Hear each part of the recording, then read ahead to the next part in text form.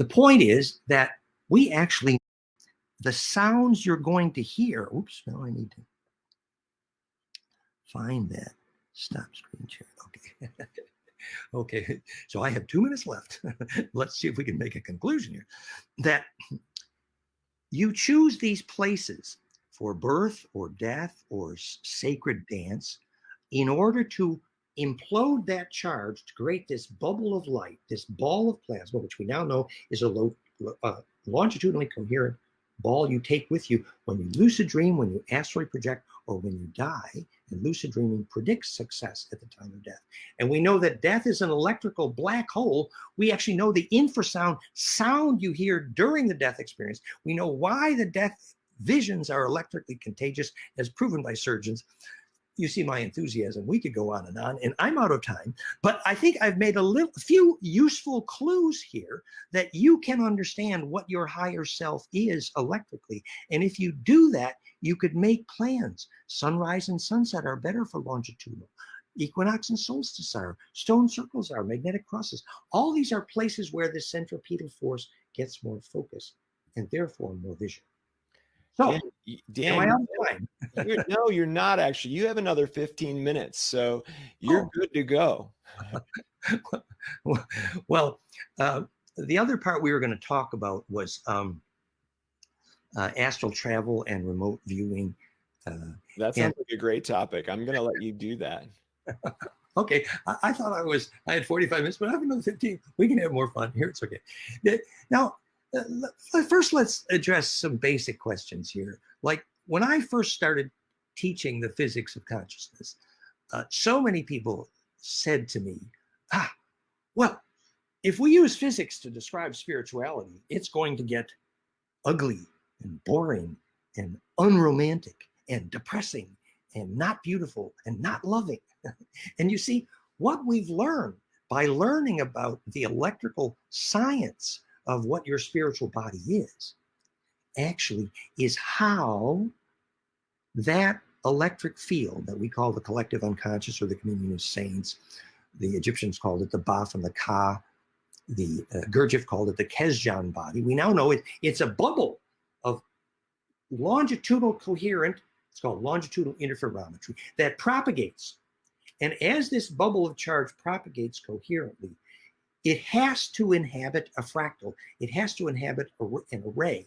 In fact, if it's not an array, then it's not inhabitable.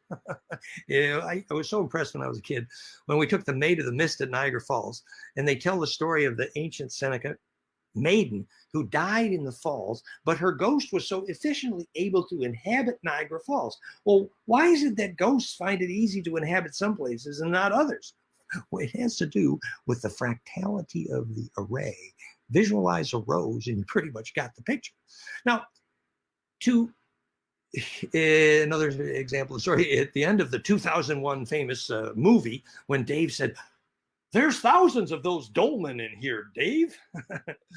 And then suddenly he could appear in anybody's TV set he wanted to. He was inhabiting an array. Now, in fact, right now you inhabit an array also. Your spark gaps, synapses in your brain are an array, and you inhabit that array. Physics is actually getting comfortable with the idea that consciousness is not the brain. Consciousness is the plasma field that forms around the brain. Once you begin to think about that coherently, suddenly we know how it was that Bill Tiller so famously measured that focused human attention causes electric fields to compress. We know exactly why, because the torus of plasma around your head has to be centripetal or you don't see. Remember, 30% of people who walk out of therified plasma report a sharpening of vision. You see, what is that sharpening of vision? Oh, I got more centripetal. I could see through the vortex at the center of that tornado. So this array becomes the physics of another language for the higher self, which is heaven, the plains of Sharon, the illusion fields, Champs-Élysées. Oh, is that a road in Paris? Oh, or maybe it's more than that. Champs, the field, illusion, you see. So what is heaven? What is the Plains of Sharon? You know, there was a great chapter in Lawrence Gardner saying that the virtually infinite potential unpacking of the electron shells of monoatomic gold, Ormes, the spice, Holy Communion, that is called a phase conjugate implosive dielectric. It's perfect capacitor. And the geometry of that electric field of monoatomic gold, like monoatomic hydrogen and monoatomic carbon, is actually stellated dodecaecosa, which is the DF subshell completion, which is what makes noble gases noble, and monoatomics, like Ormes and gold, implosive and therefore negentropic. You can build the model, the Star Mother kit, goldenmean.info/kit. It's the physics of fullerenes, for example, why they're negentropic and self-organizing. So these electric fields create, as Lawrence Gardner was saying, as the electron shells become stable in monoatomic gold, later called Holy Communion, and the spark gap of the Ark of the Covenant was an example, like Tesla's carbon arc, served the same physics. The conjugate spark gap could then stabilize the gold atom in its monoatomic state, thus making it edible. Holy Communion. We have some slides about that. It's very interesting alchemy. It involves certain shaggy algae that learn to eat gold and make gold into what's called showbread, which later became called Holy Communion. It was served in a round white wafer. The physics, which I'm suggesting as a useful example of the fractality of that field, is the reason the Hebrew language word for heaven became the Plains of Sharon, as Lawrence Gardner discusses, was a name for the electric fields around monoatomic gold, which are unpacking in a perfect array called fractal or self-similar. And we've proven that the dodecaecosa infinite stellation is the only possible three-dimensional fractal. You can see the animation at goldenmean.info/grail. And that array is He Ave, heaven, where the breath of charge, He, takes flight, Ave, heaven. And so when you die, you're going to go to heaven, right? And you do not want to be the left behind. Well, where you're going to go is you're going to inhabit that fractal space. And in that array is the possibility of efficient charge distribution. Why your house can't be made of steel or aluminum, or this isn't going to work. Because the dielectric is wrong. Charge distribution is called high dielectric constant, and that's a definition of organic materials. Stone and wood and sacred space always is made of high dielectrics, the opposite of steel and aluminum. So sacred space is where charge can implode, and that's the kind of building that makes seeds grow and children have a soul, because their auras can unpack. So this is a kind of array within which you get leverage. You get a place within which you can steer tornadoes and throw your weight around. So see, this is another example that, supposing you said, well, gee, I would like to get in touch with my higher self.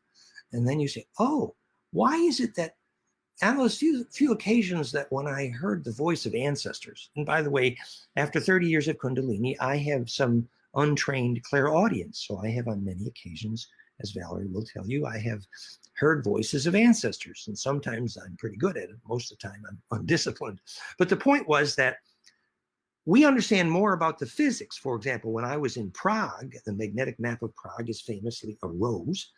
I had more clairaudience, actually. And when I lived in the Cherokee Sacred Burial Mound there at in Waynesville, North Carolina, our community, I heard the voices of ancestor Cherokee. I did. So the physics now makes a lot more sense to me.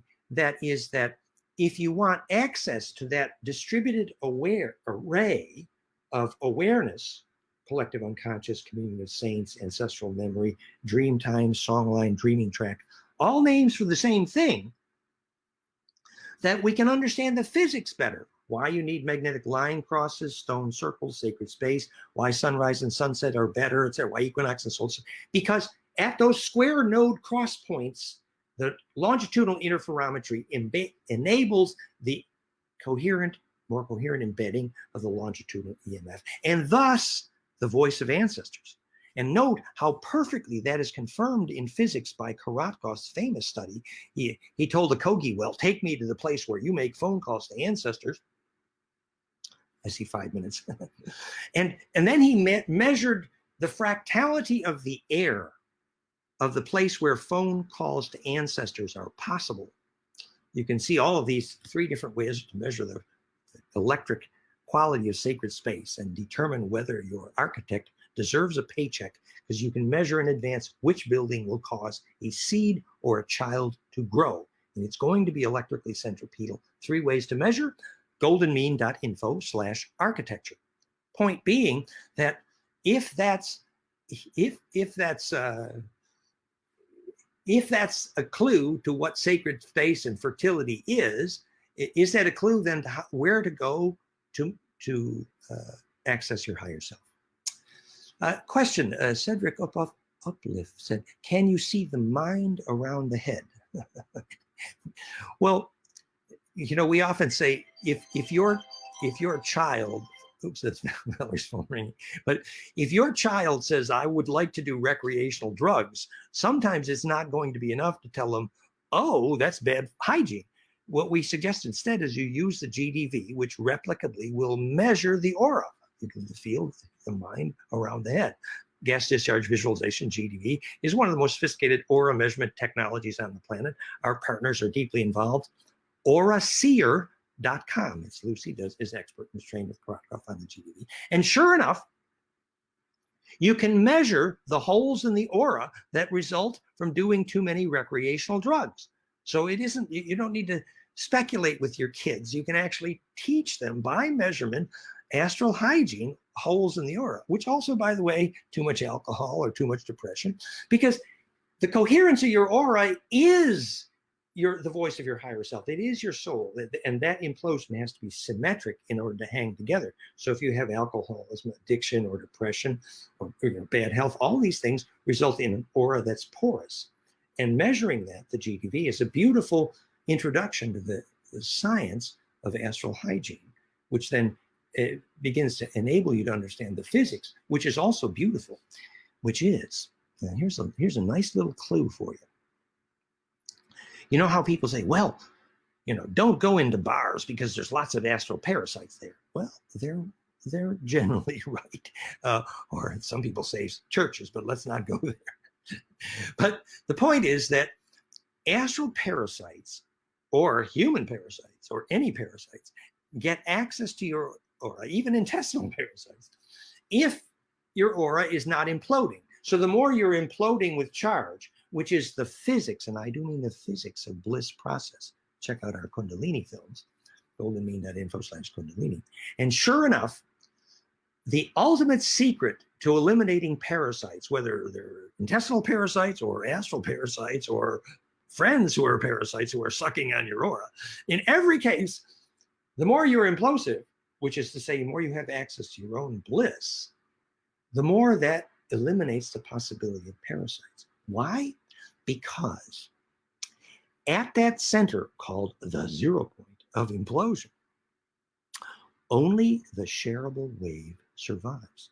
And that is literally an electrical measure of pure intention. Check out how we measure pure intention, realheartcoherence.com. It turns out that when the heart is coherent, and remember the ultimate form of coherence is fractal implosion, when the heart is coherent, which sings like a laser, it means you're speaking your truth. And when you're in your truth or in your center, you're imploding. And the physics is that all waves which cannot pass through that 0 point center with the symmetry of perfect sharing will be canceled out.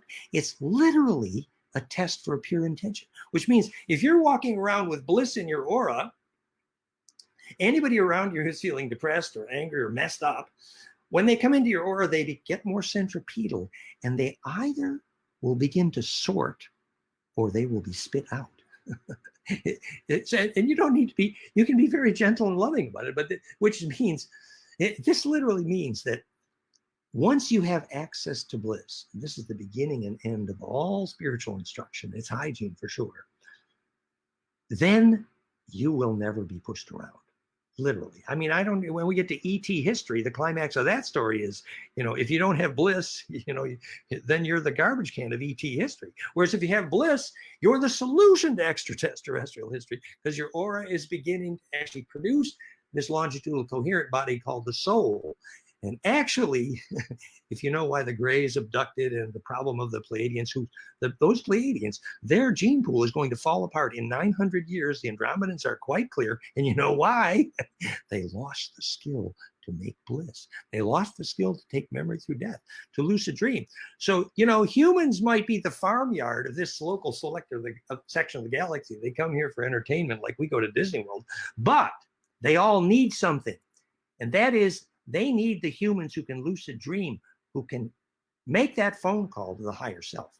So that is going to be the story to our Mori, actually, which is when we're having the conversation about what is the higher self, how do you access this perfect, relaxed, zero still point in your center?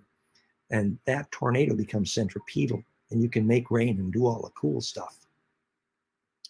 It's about understanding that this is not just in arbitrary physics. This is actually the science of how you implode enough to have an immune system, to lucid dream, to take memory through death, and to get immortal.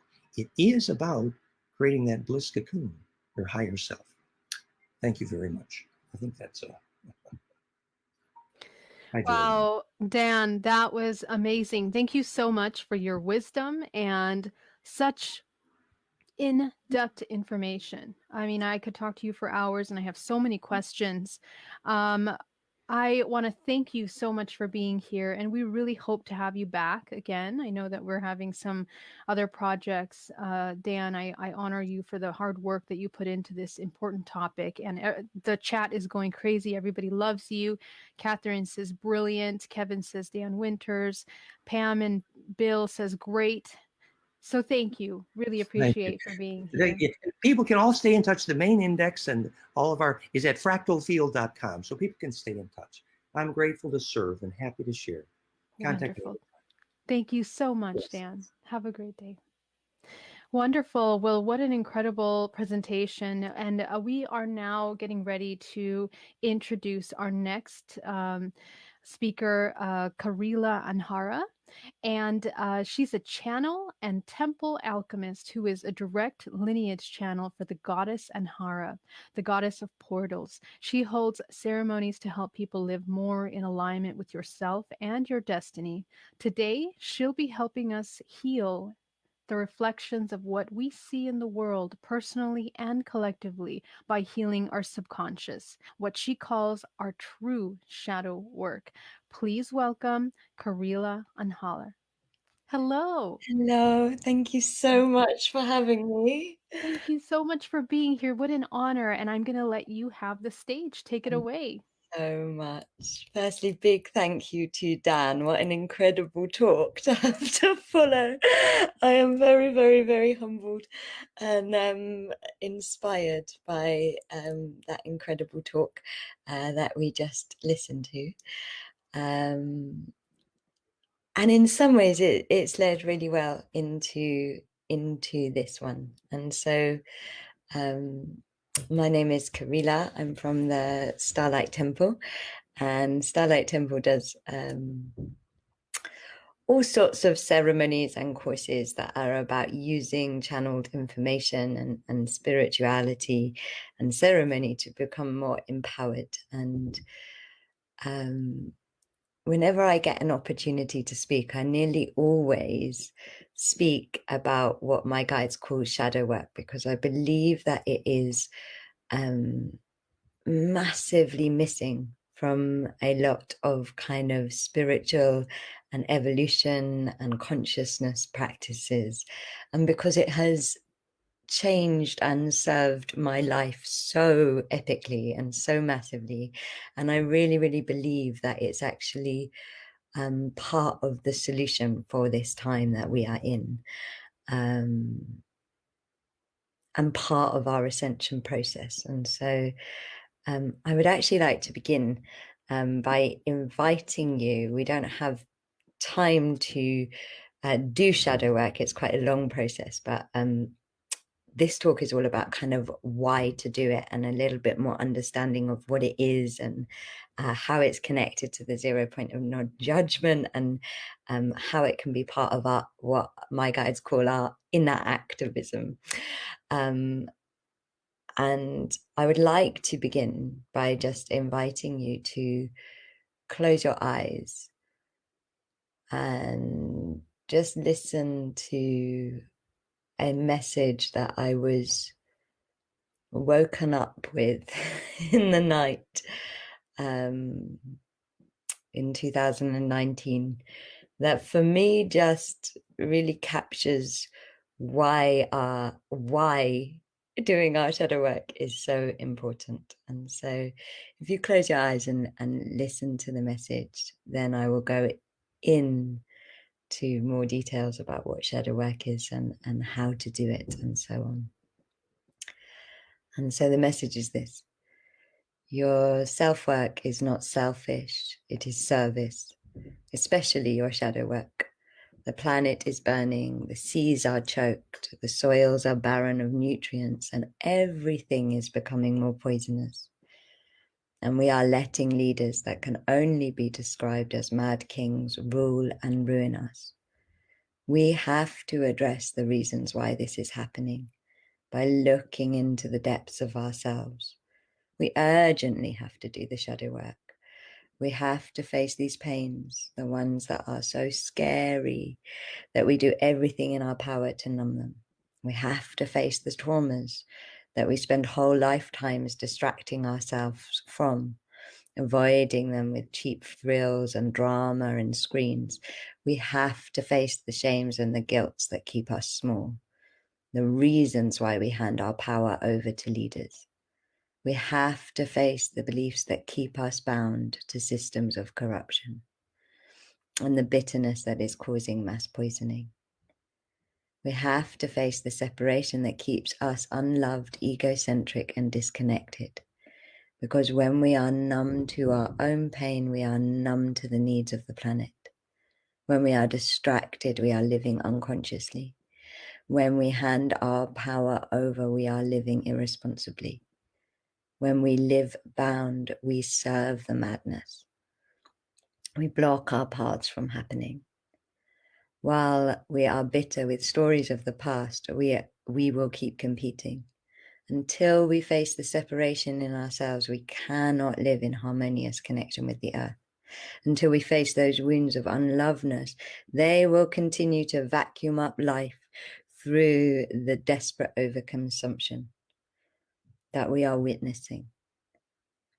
My guides often say that change can only happen through inner and outer activism.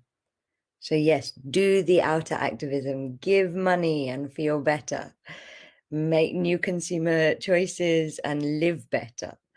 Give Gaia a voice by showing up in protest and march bravely in the face of looming totalitarianism. Do all of those outer things you can, but please, please, please, please also do the inner activism. Because when you heal your own shadow, you help the collective shadow to heal. Shadow work is how you become the change. It is time for us to uproot the causes and face them fearlessly. This is my service, it is your service, it is our service, and it is the way through. And so when you're ready, opening your eyes and just noticing if maybe something has moved in you, something has stirred in you. And of course, when we kind of list what is going on our planet right now, it feels almost impossible. It feels like, wow, how are we going to deal with all of this? And part of the reason I'm so passionate about shadow work is because it's one of the ways that every single person on earth can help, and especially now because you can do it from your own home. And so what shadow is from a channeled point of view, from a shadow work point of view, it's not as scary as it sounds. It is the unconscious, so it is the subconscious. And as beings, we are creating our reality. We are manifesting and vibrating our reality. From a shadow work perspective, we have kind of two realities. So we have our immediate reality, and then we have our collective consciousness manifestation. And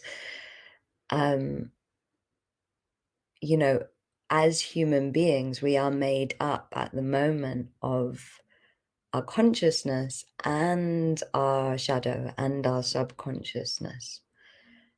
And these are both creating our realities. They're both manifesting our realities.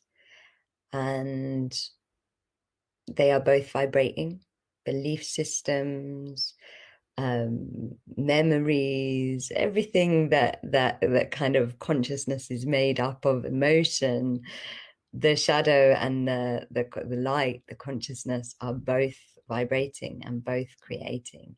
And you know, a lot of people kind of consider being conscious as kind of one step, whereas a shadow work perspective is many steps. It is about making as much of your shadow conscious as possible, because when you make your shadow conscious, that's when you are not manifesting from things that you don't want. And the thing about the shadow, the thing about the deep subconscious is really, it is the unjudged space. It is the space between the stars within you. In many ways, you could say it is the 0 point. It has the 0 point energy in it, and that's why it's so good at creating and manifesting. And so it's the unjudged space within ourselves, within the body of ourselves, including our aura and our DNA. In Japan, they are actually doing research into the junk DNA to see if that is where the subconscious actually is. And the subconscious is, like I said, what we cannot see. So it holds everything that we do not know about ourselves, and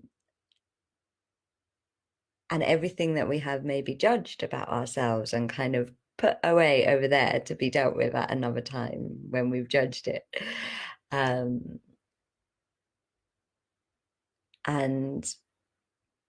it is a loving space. It is a space, I always think of it as like the attic, like filled with loads of information, memories, books, all sorts of things. And but it's part of the house.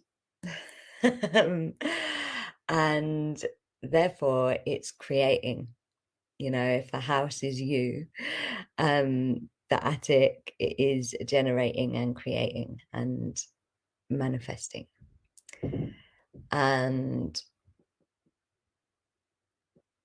in my experience, and this has been true time and time again for me personally, is when I try to manifest something, some things instantly manifest, some things, you know, perfect, brilliant, I'm wonderful at manifesting, yay. And then sometimes I almost get the opposite, or that which I'm trying to manifest just isn't flowing, just isn't arriving. It's just, my reality is not reflecting the consciousness, the belief systems I have in my consciousness, the things I've learned, the things I've seen are possible. And that is where shadow work is most useful. It's for the blocks. So from a shadow work point of view, what happens when you manifest or consciously create is like all of those things in the attic, in the shadow, also fire up, also activate. And and very often they are in conflict with what is going on the conscious level, not because they are trying to fight the consciousness, just because, you know, the shadow is made up of ancestral memory, past life memory, childhood memory, collective consciousness that we've collected over time. And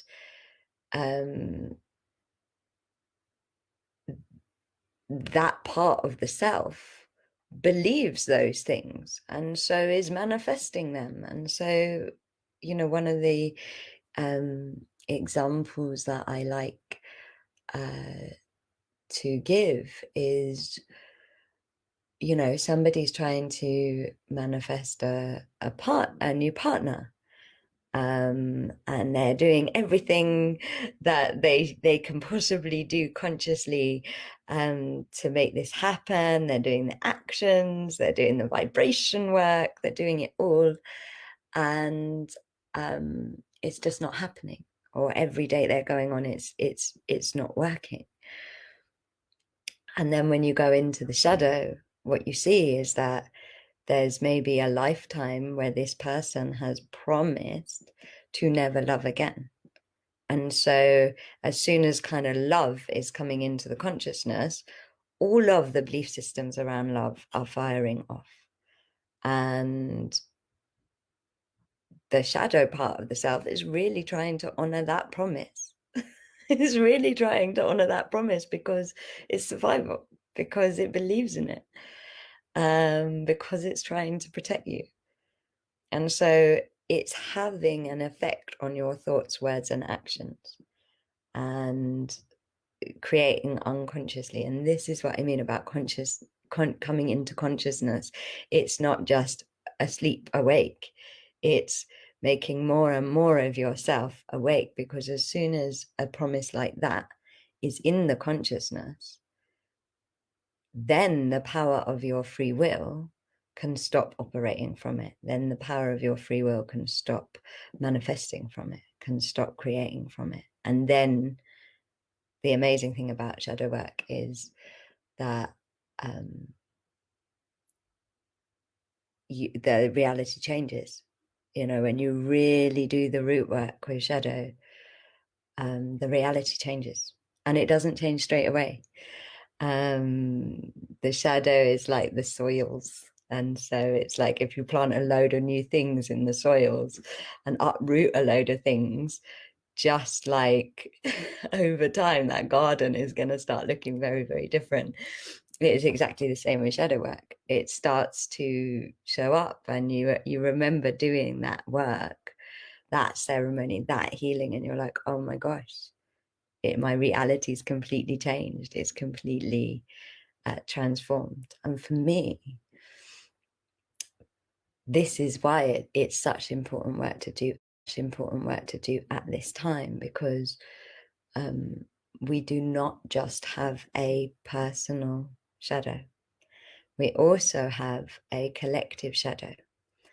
And how you know your shadow, so how you know your shadow without going deep down into it, which is what you do for shadow work. But if you want to kind of know what your consciousness is creating right now, all you need to do is look at your life. In shadow work, your life is the map of your consciousness. So everything that's going good and going well and going to plan, that's what your consciousness is manifesting. And those things that feel like they are not going to plan, or that are causing kind of emotional response, or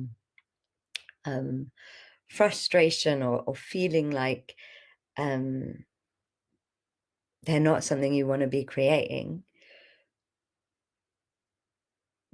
they are the things that they are the map of your life, pointers to what you need to go and have a look at on the kind of deep subconscious level. And at the moment, collectively, we are seeing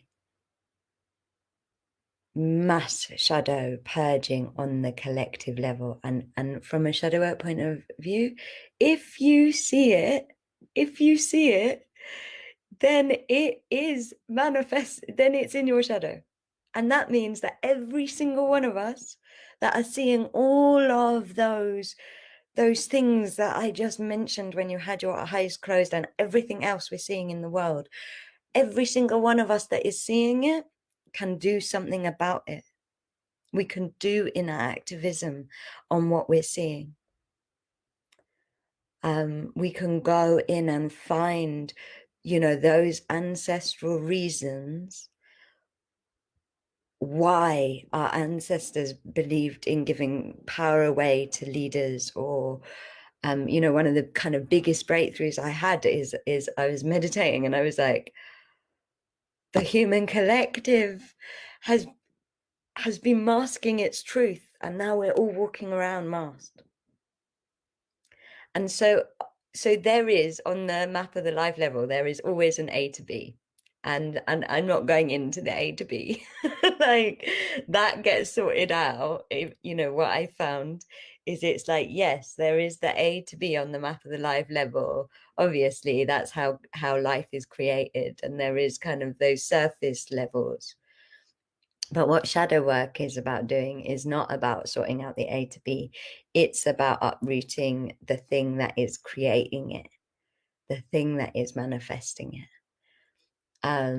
from a very, very different level. And actually, in my experience, what happens is the A to B just kind of sorts itself out, and suddenly you're in a different reality.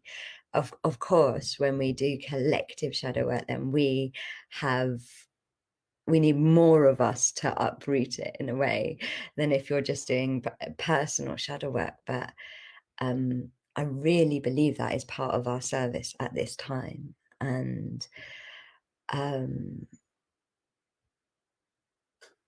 what is, I mean, there are so many reasons to do shadow work, partly the manifesting, but also, you know, one of the things it really kind of develops in you is a different perspective on life. You stop being reactive, you start being in conversation, you start being responsive, and also you become unjudged. Because, like I said, every time you deep dive into your shadow, it's the unjudged space.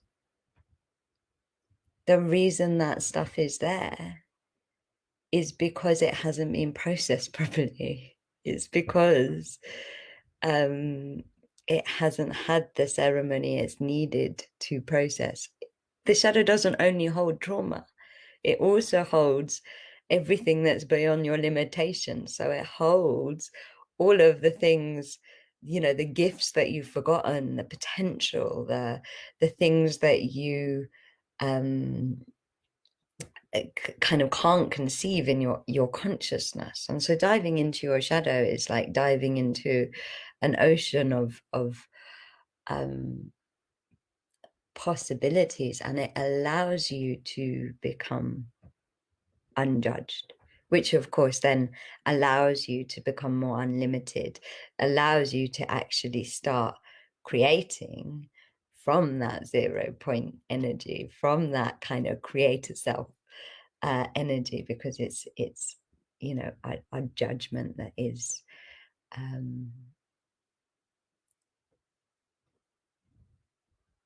always what stops the creative flow, always what stops the imploding and exploding of creativity. And it also, and this is what I think is so important, is shadow work also aligns with how Mother Earth creates, because we are creative beings, but we come to Earth, to this planet, to learn the creativity of Mother Earth which is alchemy, which is the ability to turn manure back into life force, which is the kind of processes of transformation that are in every breath and every bit of digestion and every happening moment on this planet. Like, I really believe that we come here for alchemy, you know, as souls. We come here for the alchemy that that can happen on our soul DNA, which is essentially our shadow. It's what we come here for. And I believe we will always come to this blue, green, healing planet, no matter how high vibrational this planet becomes, because she is an alchemist. And the law of alchemy, you know, it creates through creating space. And so what shadow work it does is it's about creating space in your consciousness to call in, to magnetize in a new reality.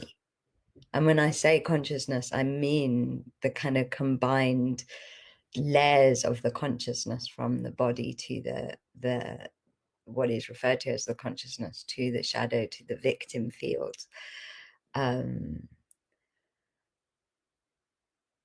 What shadow work is about going, okay, I'm going to spring clean my consciousness. I'm going to get rid, or not even get rid, I'm going to recycle, because that is the way of change on this planet.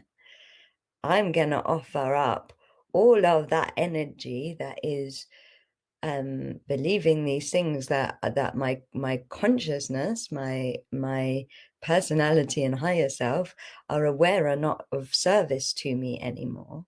And I'm going to offer these into the recycling process in the same way that the trees offer the leaves. Because this is how this planet doesn't just create one reality, it creates reality after reality with every season and every day. And, you know, that is what we are here for, is that recreation. We're very good at creation on a soul level, but life is for recreation. And I believe that we are learning at this time as human beings, coming possibly out of our teenage years and coming into on, you know, in the 21st century, coming into adulthood, which is about creative responsibility, which is about going, okay, which tools or which materials am I going to get rid of and not be creating from anymore? And it, like I said, it's not even throwing them away, it's actually offering them into the creative process, because the energy is needed. So the energy of belief, in shadow work, if you hit a belief system, for example, it's better to mask your truth.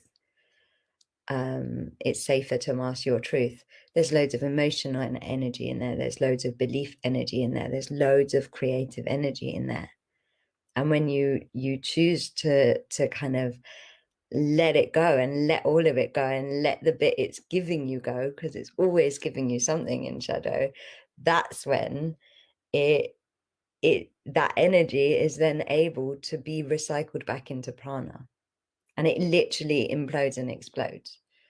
You know, it literally brings you into the zero state in your aura, in your alchemical aura. This is why I was saying Dan's talk in some ways is so perfectly aligned. And then you have more prana in your consciousness, more creative energy in your consciousness, more unlimited energy in your consciousness. And the energy for creation is created out of the offering of the old. And, you know, there's lots of different ways to do shadow work. But one of the most important is ceremony. And ceremony is powerful because ceremony, firstly, I believe that our human role is to be in ceremony, a bit like the bees are here to pollinate. We are here to do ceremony. We have all of the right bits. And ceremony is something that, you know, kind of is the language of symbolism, which is a much older language than the language of your mother tongue. And, you know, there's parts of your shadow that don't know how to speak your mother tongue. And so ceremony speaks to them in the language that those parts of the shadow can understand. And that's why ceremony is so effective for shadow work.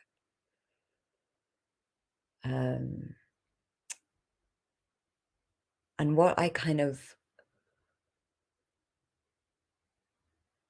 realized as I was tuning into this talk, which like I said is really just a call to invite you to be part of the inner activism revolution, that I believe shadow work is going to do for the planet. But as I was tuning in, I about this talk, I was thinking, like, right now we're seeing, you know, when something's ready to be healed in the shadow, it pops up into your reality as a kind of block or as something that is challenging.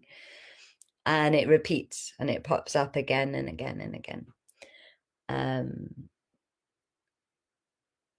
Because life is serving your shadow work. Life is serving your soul's shadow work.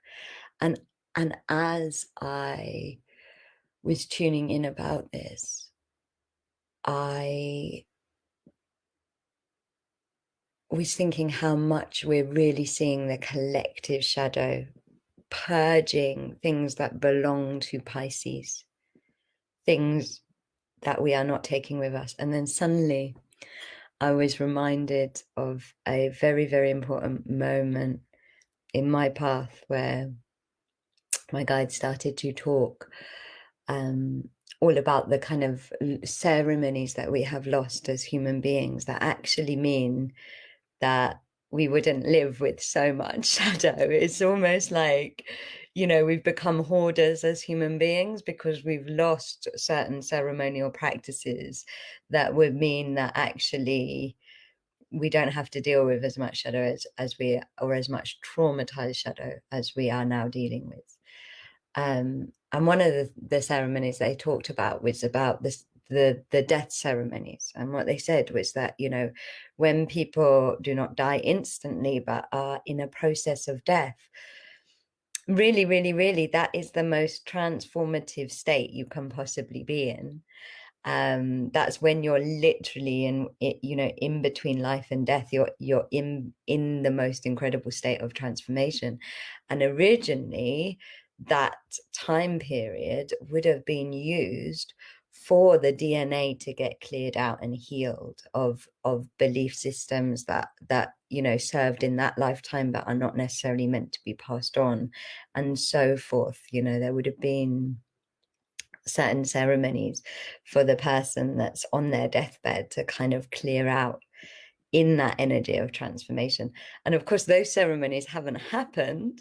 And so now we are backed up with like I said, we're hoarded. We've become hoarders of belief systems and ancestral information and stuff that, you know, might have been relevant 200 years ago, 300 years ago, in the time of Atlantis. Is it relevant now?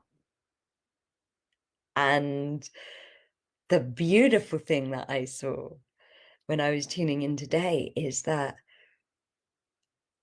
we all know that we are alive today and witnessing the death of Pisces, the death of the age of Pisces, and out of it, the birth of, out of the alchemy of that death, the birth of Aquaria. And I suddenly had this moment of like, we, you know, we're seeing the purging that is meant to of consciousness that is meant to happen with a slow death.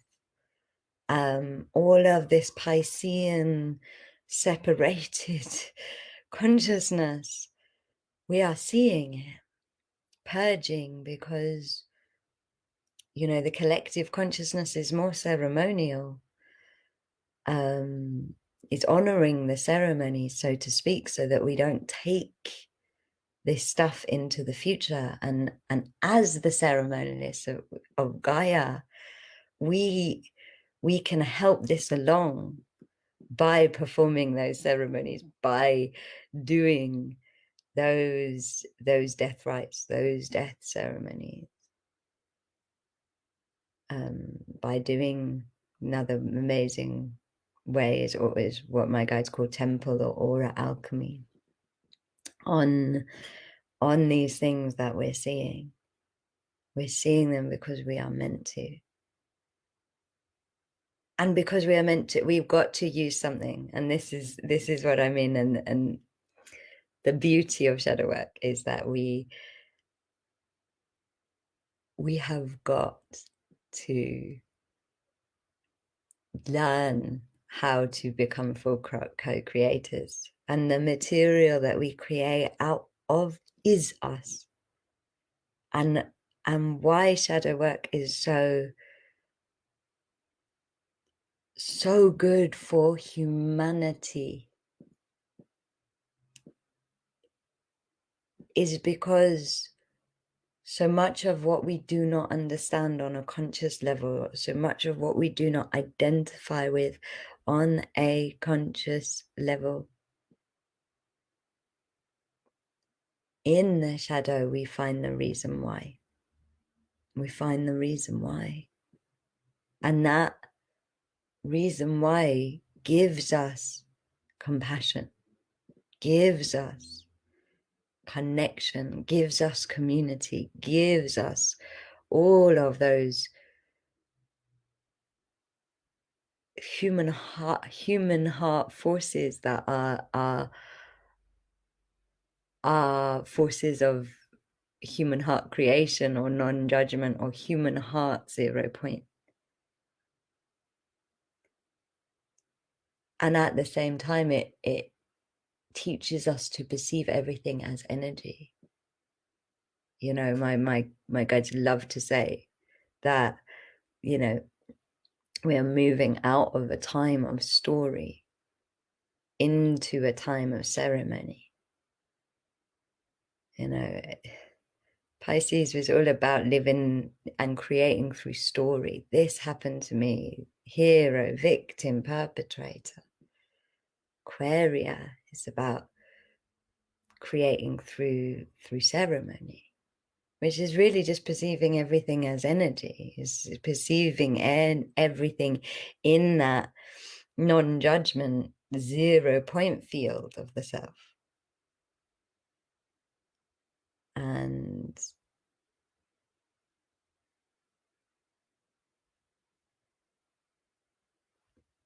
this is how we become the change.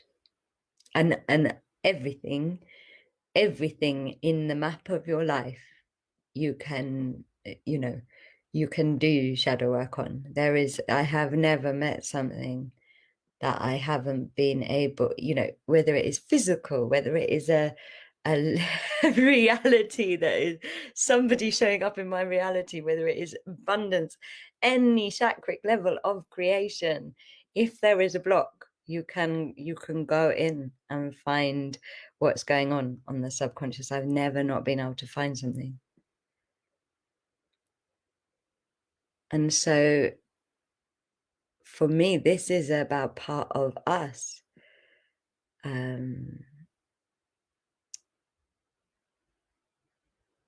Becoming active, life not happening to us, and it, to a degree, life not parenting and systems of life not parenting us, but us actually becoming the co-creators that we know we can be. Us actually living Gaia's laws of exchange, which is, you know, every season there is alchemy, there is exchange.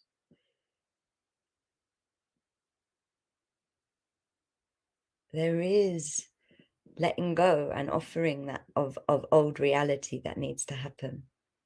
And shadow work is that offering, is that letting go that needs to happen. And there's loads of different ways of doing shadow work.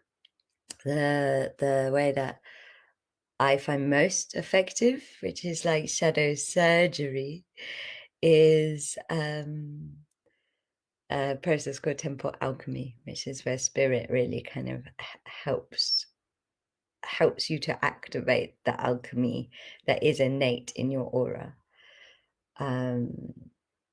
There is ceremony, there is medicine work, there are many different ways, but you know what, there are even simpler ways than those big ways. I recommend them, especially for the big stuff like the collective stuff, but the smaller stuff and the personal stuff, just holding your awareness that this might be coming from shadow will bring it out, you know, everything in the shadow is waiting to come into your consciousness so it can go through its process, so it can be grieved, so it can be honored, so it can be let go ceremonially.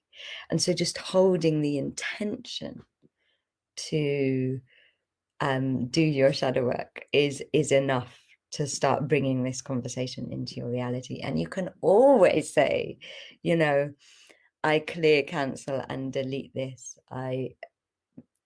The Ho'oponopono, I love you, I'm sorry, please forgive me, thank you. You can always say whatever you want to say in terms of kind of ceremonially letting go. You can always invoke, you can, you know, one of the most powerful things you can do for your life is go, I clear, cancel, delete, and de-story across all timelines and dimensions and vibrations of myself any promises I have made to stay small. Because this is not the time to be staying small.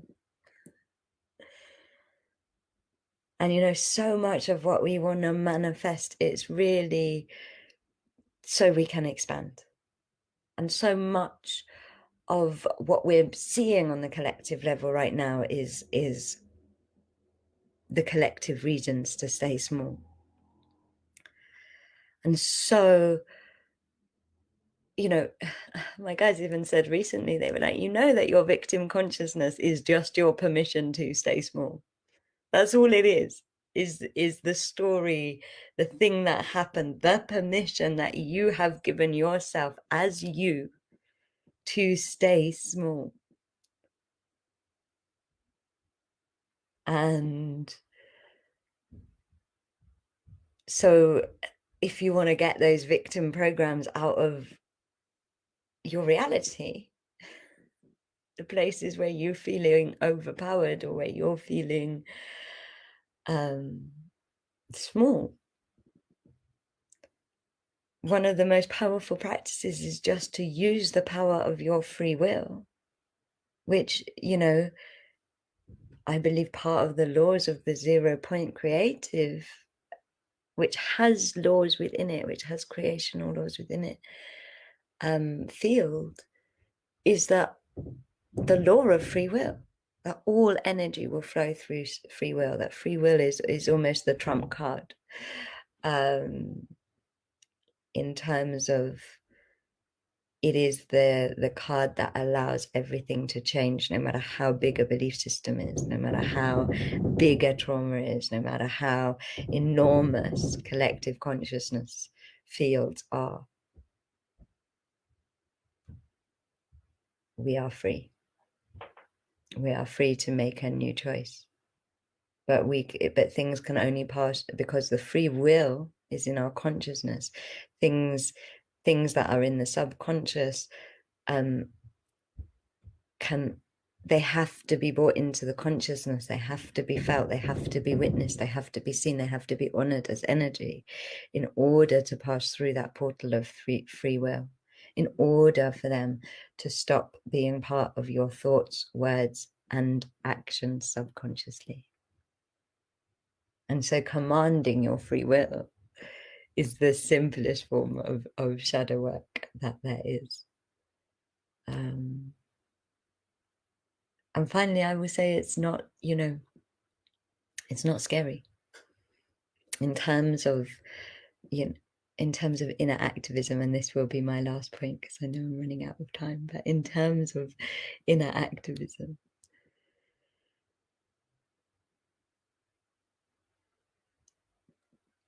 shadow work is womb work. It's deep feminine work. It's alchemy. It's earth work. It's how the mother creates. It is how the soils create. It is all of that. And the things that our society has suppressed or named or demonized or made us frightened of, consciously or unconsciously, I will let you find that out in your shadow. But it doesn't matter. This is what I mean about the 0 point of non-judgment. It doesn't matter whether it was deliberately done or accidentally done. All those things that we have been taught to fear or not face, they are the power to change the reality that we're in.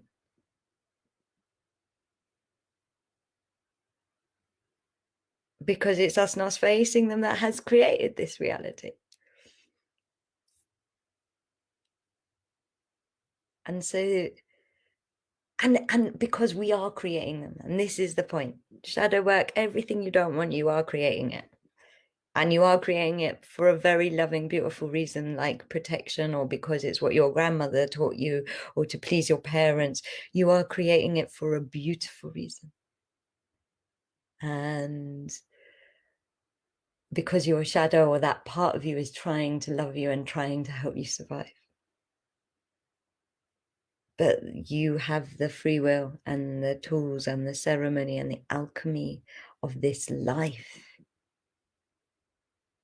That if it's not serving you, if it's not feeling good for you and your soul, through the alchemy of non-judgment, you have the power to take it out of the creational system. And that is shadow. And that's why it's so important. Sorry, going on. I tried to time it. I thought, oh, that was the last point. There it was. So beautiful. Thank you so much. My favorite quote is actually from you, just happened. Victim consciousness is your permission to stay small. I think that's beautiful. And it's something that I even work with my people that, take my classes and so forth. It's all about empowering them because they want to go to someone else to fix their problems, but they can fix all their problems themselves. And it's all a matter of getting them to realize that. So that's a beautiful statement for that. Yeah, it only just came through. In a course I'm running, and I'm like, oh, this has changed everything. Yeah, it's good. It's really good. I also like how we're matching, that we both got the orange going on. So it's all about the sacral. So thank you so much for being a part of this. It's so wonderful to have met you. I really just met you during our interview. So I look forward to seeing all the wonderful things that you do moving forward. Thank you so much, Saint. Thank you very much. And such an honor to be part of this amazing event. Thank you. Mm-hmm. Bye now. Bye. All right. That was great. Okay, let's see here. What do we have going on now? I think it's our co-host. Our next up is a hypnotherapist, pranic quantum energy healer, and owner of Bay Area Meditation, who dedicates herself to helping people deconstruct the commonly held dogma of the human genetic timeline, historical record, and human biostructure. When she had a near-death experience in 2018, she began to receive frequency downloads, speak light language, experience enhanced psychic abilities, and master holographic healing of the chakra system and the multidimensional body. Today, she'll be looking at how the 0 point is a joining of the alpha and omega, a coming together of your duality, and embodying that 0 point through practical application. I'm so pleased to introduce Miss Geraldine Orozco. Oh, you're muted. Oh, thank you There you so go. much. Yes. Thank you for that wonderful introduction, Zane. Thank Absolutely. you. Super looking forward to this. So we'll let you take it away. And I would like to share my screen. Is that something I can do? Absolutely. Yes. Go Okay, ahead. cool. Thank you. All right, so thank you so much. We have a very limited amount of time, and I want to get through a lot of points with you. So I'm going to share this presentation that I created. Again, I'm Geraldine Orozco. I am the owner of Bay Area Meditation, and I'm a hypnotherapist, and I focus on something called holographic DNA reprogramming. So in this session, in this 45 minutes, I want to share with you a deep understanding of what it is. What is the 0 point? So let me open this up now.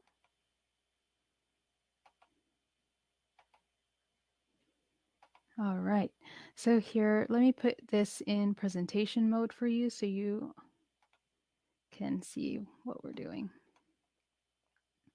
All right, so I thought really long and hard about what I wanted to discuss with you today. And this topic of the 0 point is something that I have been channeling and has been coming for a long time over the past couple months, because it's so important that we understand what it is, because this is actually the culmination, the point of co-creation that we're coming up here collectively. We're coming into this moment of the 0 point. I'm going to explain today the mental, physical, and emotional aspects of the 0 point, and we're going to be taking a look at all of those parts. You can visit my website at GeraldineOrozco.com and my YouTube channel at Geraldine Orozco. Please do feel to subscribe. I have a lot of free content on there. What is the 0 point? Let's focus and narrow down the topic of what that is. It's a state of total balance. It's a center point of creation. It's a state of non-judgment, and it's a state of unconditional love. So these are the main key points to take away from what is the 0 point. And it's important that we look at different facets of what these areas mean. I want to take your attention. We're going to go from macro to micro. What is this universe that you and I share and live in? Everything that is in their world is a reflection of one another. Everything is self-similar in a sense. And the movement of how these self-similar objects, these items, these organisms of consciousness are interrelating with one another is important for us to understand, because in the design, in the movement, the functionality of that, of the macro, of the universe, of nature, of a leaf, of you and me, is within the understanding of the movement of energy and life force through the body. I want you to imagine the universe kind of like lattice work. It's like these cubes that you see in this image linked together by these rods. Every time that one expands, as the universe expands or contracts, they are all expanding and moving simultaneously. Every single cube gets further and further away from every other cube, but the size of the cube themselves stays the same. This is kind of how this movement of the universe is moving, and how all living organisms also pulsate in their awareness in a present moment. Now, the structure of organisms in this universe is something like this image here that you see on the right. We are constantly moving in and out of dimensional spaces.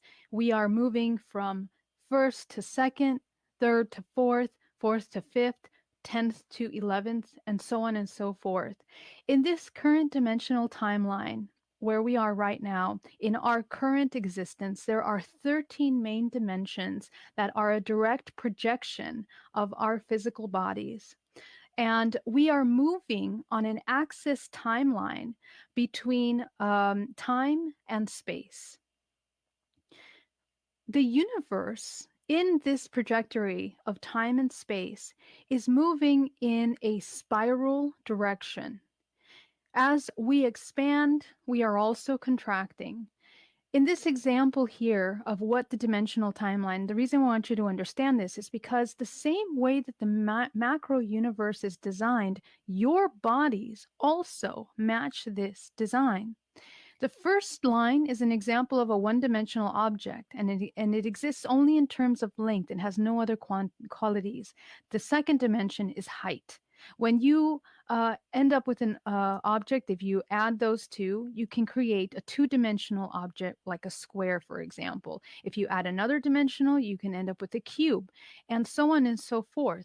Any dimensions beyond these three are not immediately apparent, but they still have an effect on reality, which means that even though we are moving in and out of dimensions, we are constantly affecting every single dimension that is connecting to us. I'm going to show you how that works with the human body, because our bodies are really heavily enmeshed. They are interconnected with each and every one of those dimensions. And it's very important for you to understand this, because this is a direct reflection of how the body is functioning in everyday life. Now, the way that the entire universe is moving is it's actually moving in a spiral form, and it's kind of like an ascending spiral form. Every single one of these spirals takes on the dimensional plane similar to the Fibonacci sequence. I'm sure you guys have seen the Fibonacci sequence, just like you see here in the corner. And we are moving from a scale, or the entire scales of existence, from 0 to infinity. Within this current timeline that we are in right now, and we're going through a major transition point. I'm going to explain how that affects our bodies, our minds, and our souls in this moment. But we are moving in between these dimensional planes. So from first to second, from third to fifth, from 8th to 13th. Currently, right now, we are moving within these dimensional planes, and they affect, anytime that we tap into any one of these spiral dimensions, we affect how we are experiencing something, the information that we pull into our experience, and also how we are co-creating. One of the incredible laws of the universe, of creation, and the basis of creative life force in the universe is based on the Fibonacci. It is the phi. Nature is efficient. The Fibonacci scale of DNA is very similar. We see these kind of curves and scales, these spirals in all things in nature. We see them in the construction and the development of how trees and leaves expand. We see them in the ripple effects of water. We see them in our DNA strand. We see them in the bodies, in how the cells move, in how galaxies move. So all of these things and are replicant. But let's go even further. Here's something that is so incredible. We also see these patterns, the same numerical patterns as the Fibonacci sequence, in voting patterns. This is all proven information. We see it in the stock market between stock bear and bull patterns, a rise and fall of the stock patterns. We see the Fibonacci number. We see them in shopping patterns and shopping trends globally. There is a rise and fall that is calculated by marketing departments that know when to put in certain marketing trends that will be received better based on this number. And the same formation expresses in a wide range of different areas. Nature will always choose the most efficient path. And in our Earth, in the planet Earth today, this number, this calculation is the design, let's say the algorithm or the equation of co-creation. Now, why do we need to know that? Because your body is designed by that same number. In our physical bodies, our limbs and the entire structure of the body is designed exactly at that same cut as the Fibonacci sequence. And what we are looking at here is an expression of fractals, because as you can see in this previous image, every single one of these, it's self-similar. Every single one of these quadrants is demonstrating the exact space-time as the before. However, it is in a smaller, it's exact same copy in a smaller image. That's what a fractal is.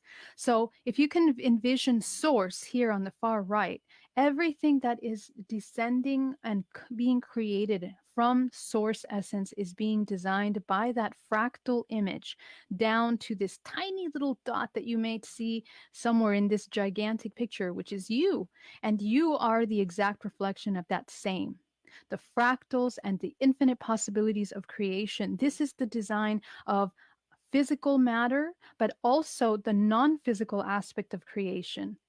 Our reality actually functions more like a hologram than anything else. And actually, our entire structure of the world, of the universe, is designed on the design of a hologram. A pattern is complete unto itself, while at the same time part of a greater pattern.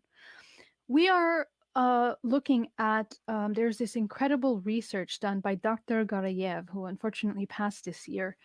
But he discovered, and he was the first point of reference. So when I began to channel information, I had an experience in one of my hypnosis where I was able to see the universe and the design and the structure of the universe. And what I realized by looking at how we are moving here is that the universe, the planet Earth, the human body, when you look at the whole human body, is actually looks more like a cell. And everything is oscillating. Every single one of these organisms, from the cell inside the human body to the planet Earth, to this galaxy, to the macrocosm, and even more, because we are living in a structures of multidimensional reality and galaxies. It's a multiverse that we are living in. Every single one of these is formed in a shape of a sphere-like substance that is oscillating, and that oscillation creates a toroidal field. And the toroidal field creates the frequency waves that every single oscillation of that is a dimensional plane. So we have infinite kinds of dimensions that we are constantly moving out of us. So we have the ability of affecting that, because the communication that occurs between two bodies is occurring by the oscillation that's creating by something that we call quantum non-locality. And this is how in our physical body we are creating a total whole body neurological network of communication.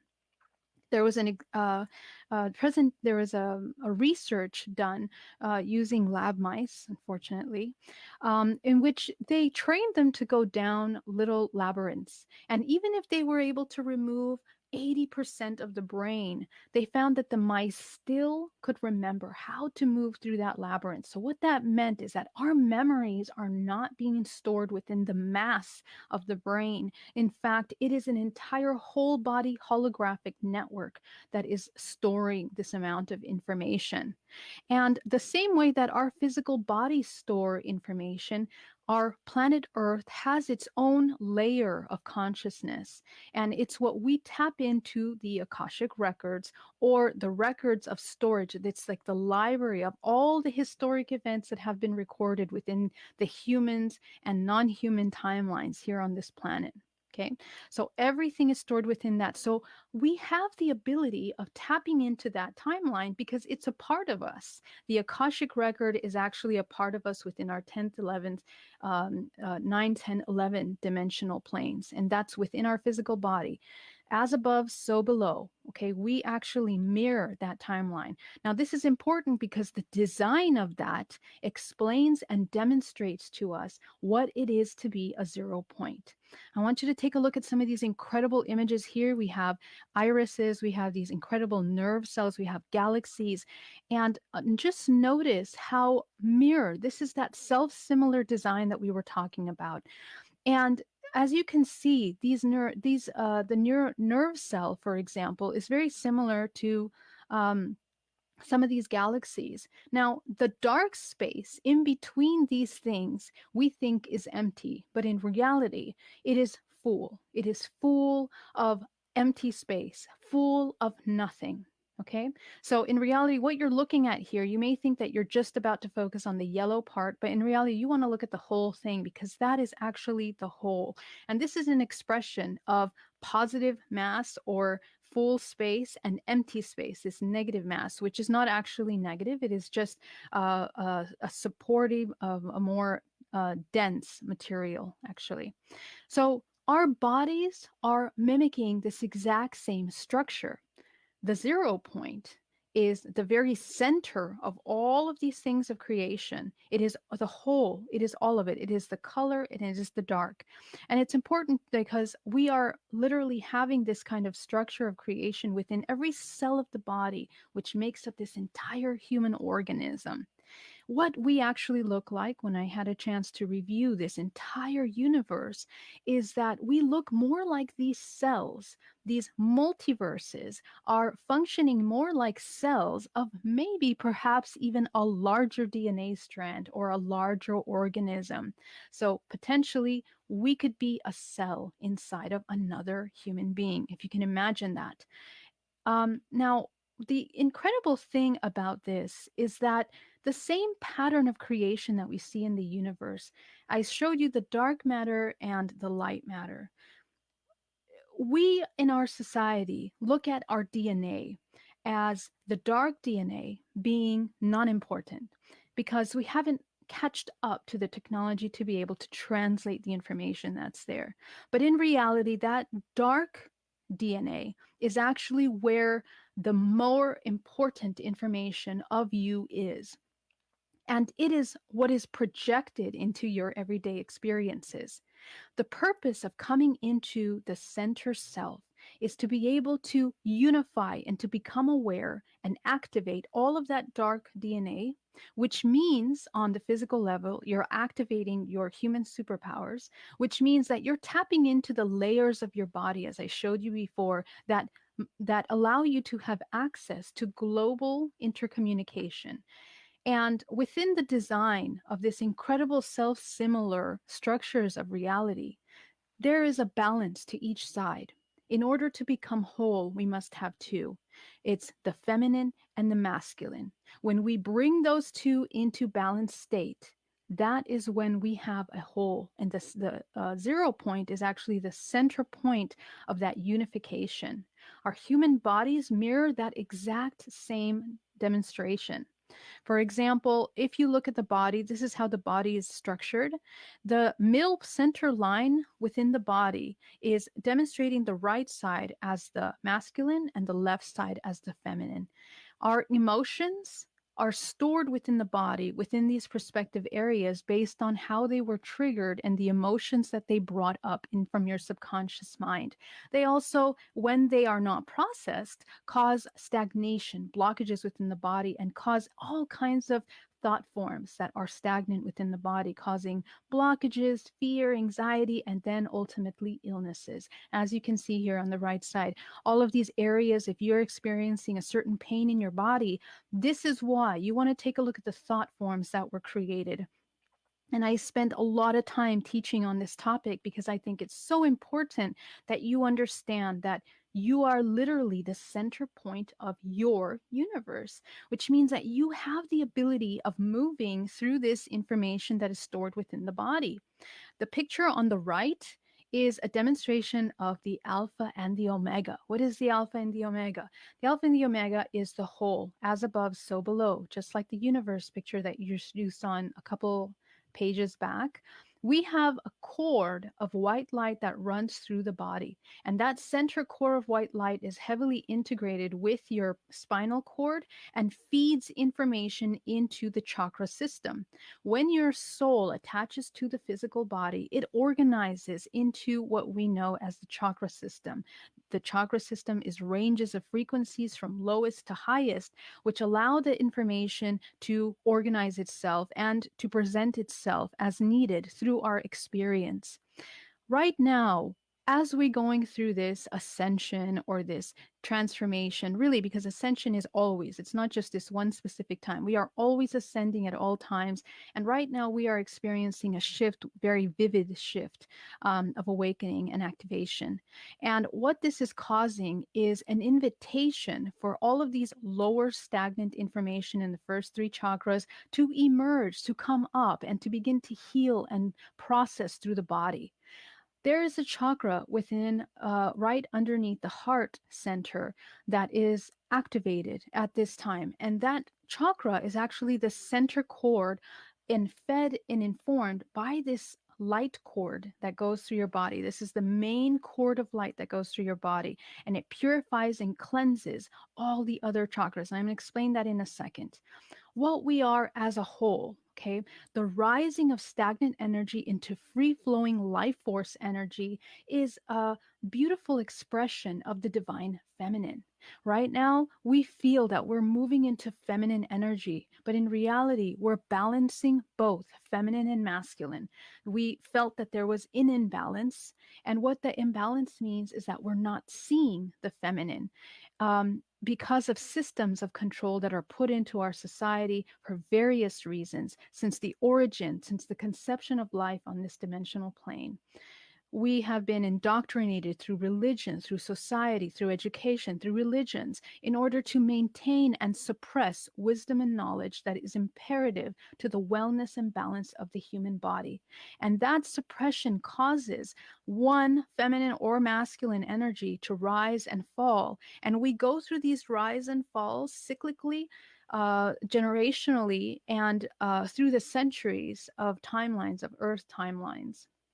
However, we are experiencing all of those cyclical patterns simultaneously in this moment, which means that this time that we're going through, that is like a awakening, is actually triggering really heavy programs from the past. As we move from fourth to fifth dimension, the center point of each dimensional shift, as you saw in that spiral, is the point that is moving at the highest vibrational frequency. So this is when it shifts the highest, this is the heightening of the vibrational frequency. This is what we're doing within our body. This is what's happening in the galactic whole. This is what's happening in the multiverse. And we can be moving through fourth and fifth. We're actually moving through all dimensional timelines simultaneously, not just one. So every single movement, because we are fragmented, I'm going to explain that in just a minute. You are the center point, and you are in that center point.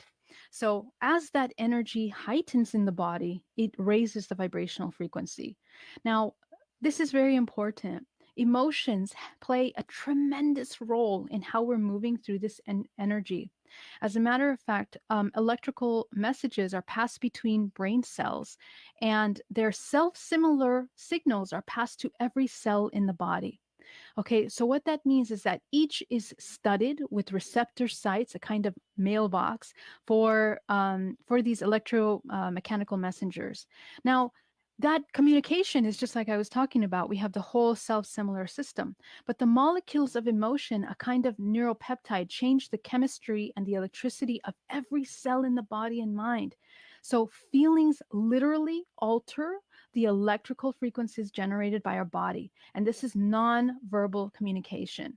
So you are more chemical, more electrical, rather than mass and solid. This is important. This is the demonstration of alchemy. This is how alchemy is produced within the body.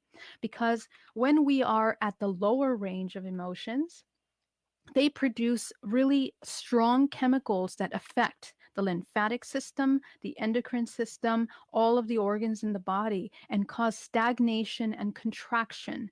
And all of that is produced by creating these harmonic frequencies and resonances that make you a match to the next things that are at that same frequency. So what we're doing now, and why the 0 point is so important, is that we are chemically rising and changing, transmuting those lower vibrational frequencies into a higher frequency. The sound, color, vibrational frequency, note, all of that is connected to your chakra system, and it's connected to the chakra system of the world and the universe, because again, what chakra systems are is dimensional planes that we are moving in and out of. So the information that we bring in, we have to watch that. We have to watch your resonance. What are you calling into your space? Is it stagnant information or fluid information? Are you in denial of the balance of the information that's moving through you? Now, because we're moving in and out of dimensional timelines, the human body actually looks something like a giant network of information. Past lives, ancestrals, beings, extraterrestrial beings, all of those things, we are interconnected into one network.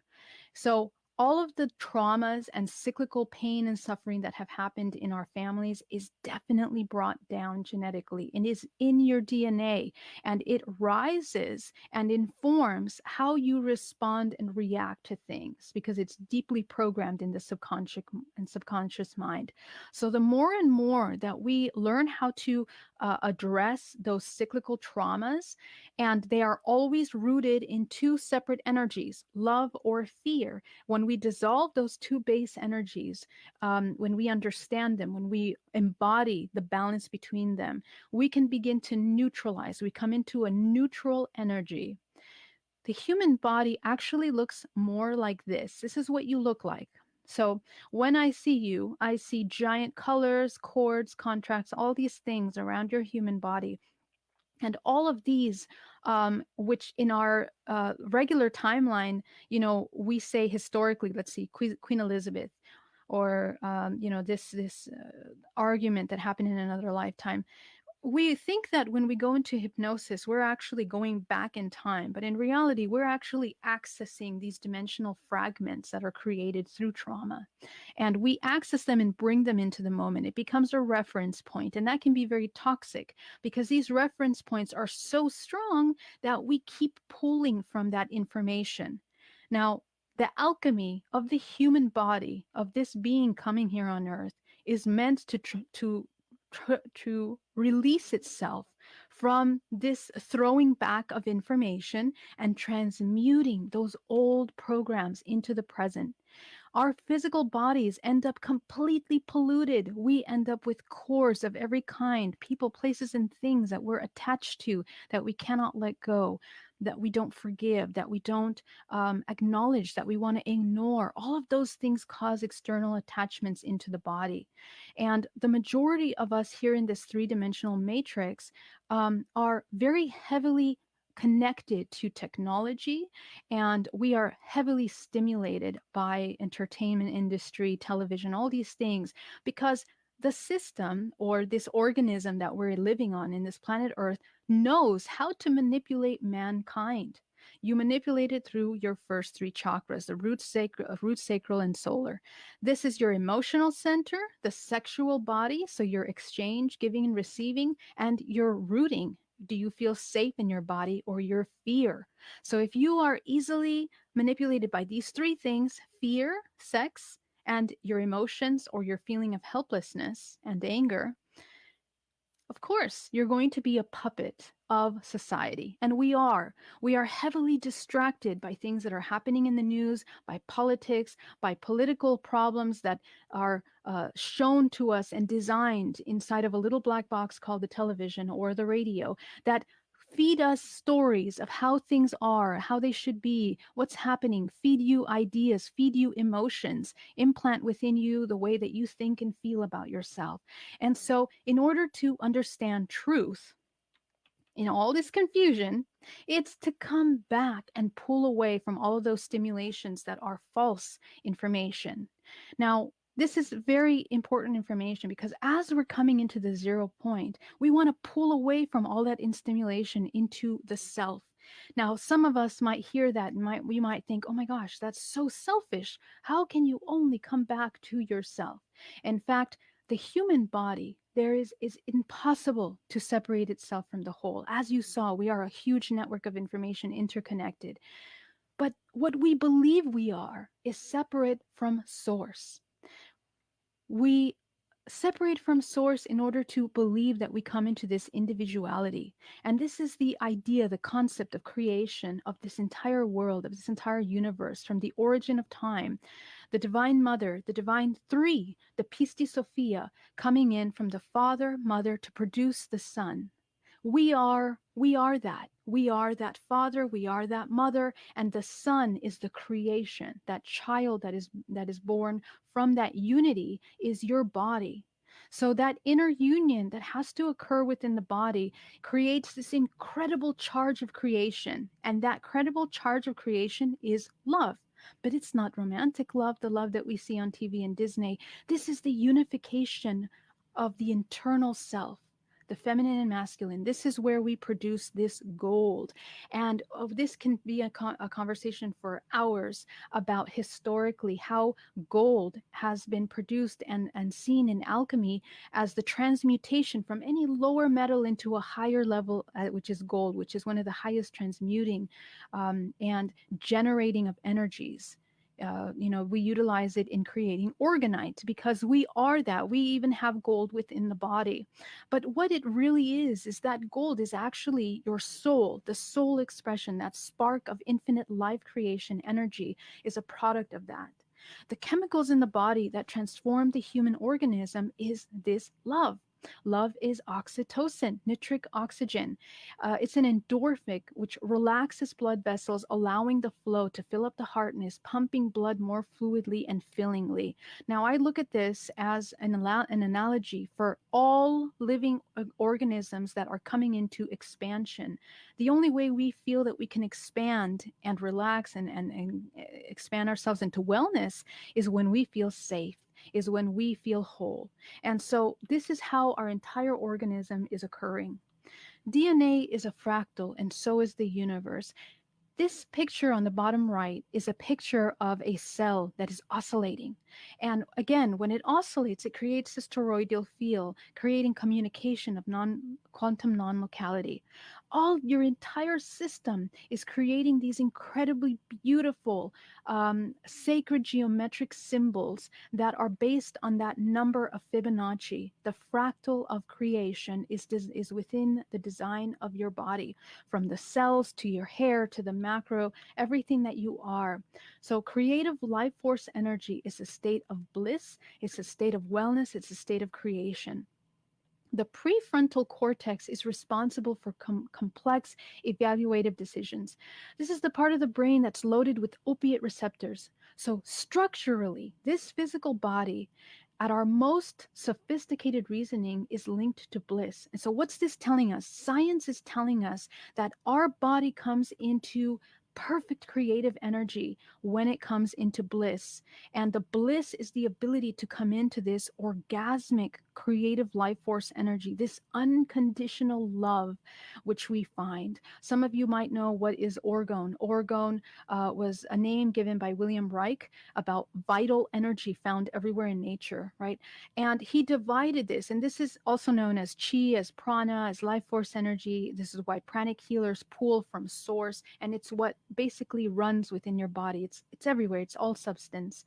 Now, there are different kinds of this orgone. There's dead energy, there's live energy, positive energy.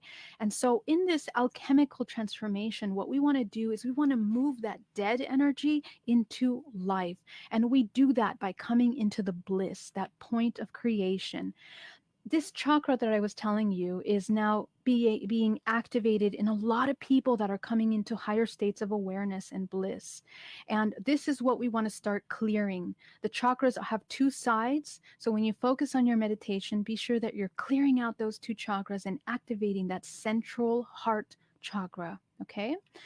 The human body is actually a rainbow. Okay, and the frequencies, chakras, and the light body look something like this picture here. There are layers, and within these layers is stored information of all the experiences that we've had in our life. Where we want to come into that state of non-judgment and neutrality is by that inner union. Once again, the moment that we have that interface, that intercommunication within the feminine and masculine, that means all the things that we hate and reject about ourselves and all the things that we love about ourselves, we completely don't judge. We become aware of them.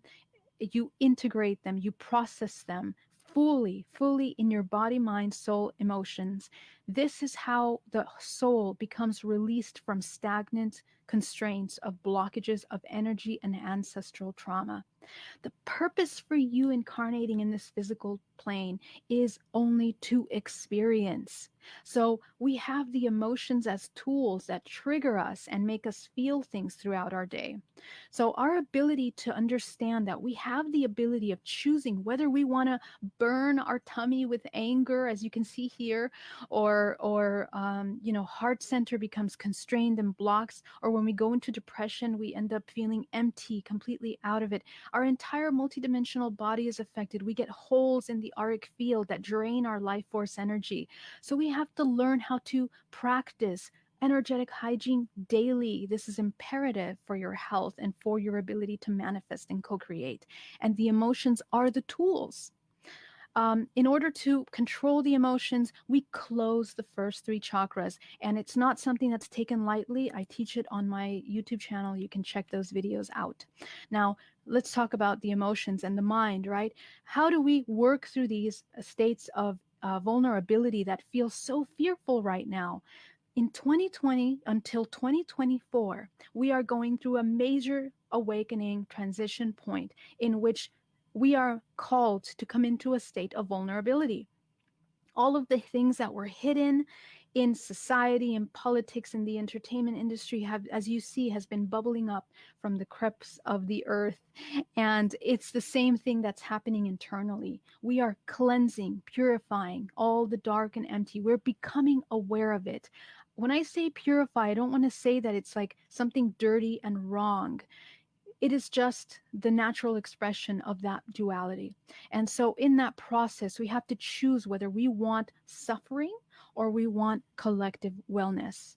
And what sustains the universe is collective wellness. It is what nature shows us is the creation energy. What is right is what's closest to truth. I really want you to remember this, because in order to come into truth, we have to see what's right. What's right? Right is what creates that collective wellness. Okay, it is the most life-promoting choice. Again, unconditional love. Now, this balance between the feminine and masculine, when it unites, it creates this life force, omega and alpha force that we are both made out of. And it is the design of this dimension in which we live in.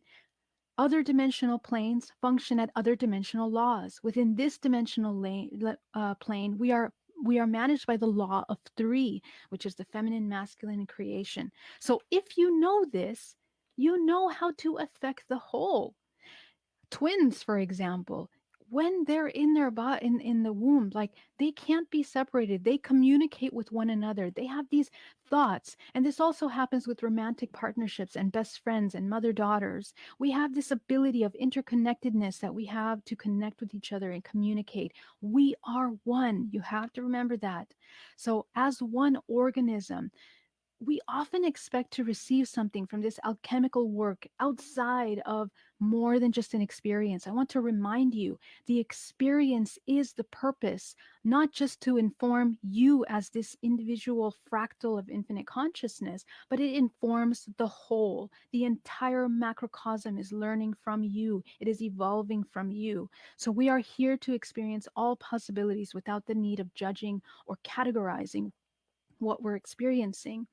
These shifts that we're going are explaining to us that the present moment is the one that creates that incredible spark creation of 0 point energy. that 0 point where we think it's empty, it's actually full. So this present moment right here is the connection to all dimensional timelines. And as we are coming into a surrender of this divine feminine energy, the awareness of divine energy, we can come into unconditional love. But these are the steps in order to do them. So the 0 point is the center point of creation. It's the healthiest state for your mind, body, and soul. It allows you to manifest everything that you need only if and when you are in that state of unconditional love. And it allows you to heal your body. Remember that you are the most powerful creative life force energy in the universe. You are at the center and you are at the whole. Everything is a reflection of yourself. I want to thank you so much for joining me for this presentation. Here are all my informations. I just want to remind you that you are infinite consciousness becoming aware of itself at every moment. And I am a certified hypnotherapist and host hypnotherapy sessions. I'm a meditation master, a neuro-linguistic practitioner, and I also do mindfulness stress reduction therapy for corporate clients. I'm a DNA reprogrammer, a speaker, and so on and so forth. If you want to find information about me, you can book a session for a DNA reprogramming, as I do have the ability of seeing the multidimensional body, cutting those cords, replacing those contracts, and you can schedule that with me at GeraldineOrozco.com. I'm going to stop sharing now. Let me just stop sharing. There we go. Wow. Awesome. You managed to get through all of that in 45 minutes. Very impressive. Yeah. So, and I'm sorry, I know we went kind of fast, but you can always replay and kind of, sit with some of those slides and integrate and process. But Well, that, and they can check out your YouTube channel where you have a lot of this fantastic information. So yeah, absolutely. yeah, That was thank you. wonderful. Thank you so much. Thank you so much.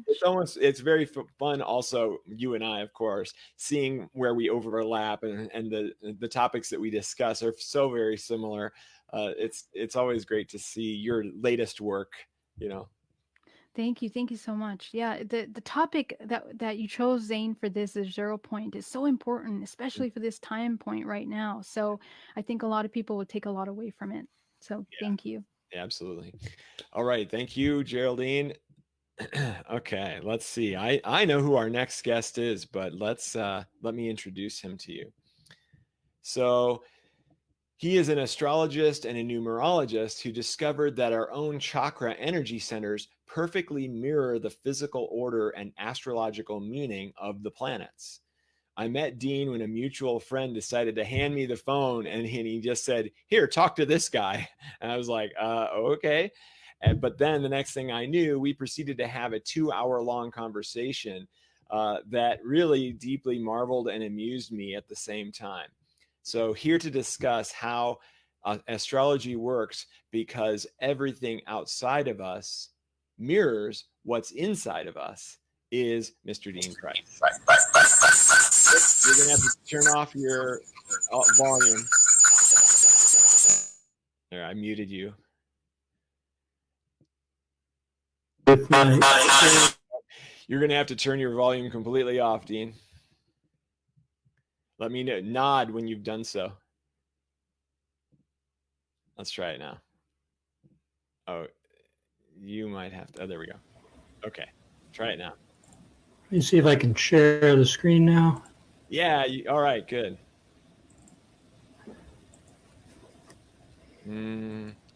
Looks like it's saying that device is not connected.